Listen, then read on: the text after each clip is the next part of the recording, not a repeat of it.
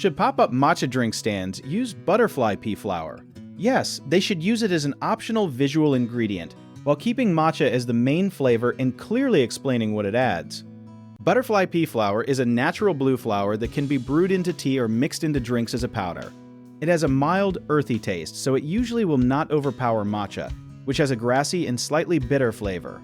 Its most interesting feature is that its color changes when something acidic, such as lemon or lime juice, is added.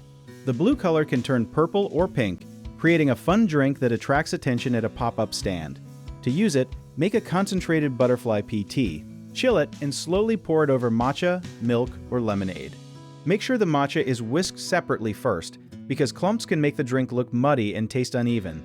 A lesser-known detail is that the color change depends on acidity, so the exact shade may vary with the fruit, water, and amount used.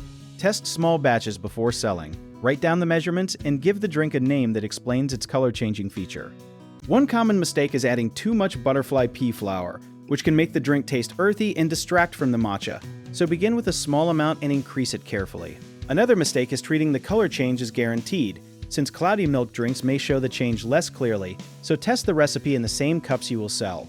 Some sellers also forget to ask about allergies or ingredient concerns, so list every ingredient and avoid promising health benefits that have not been properly proven.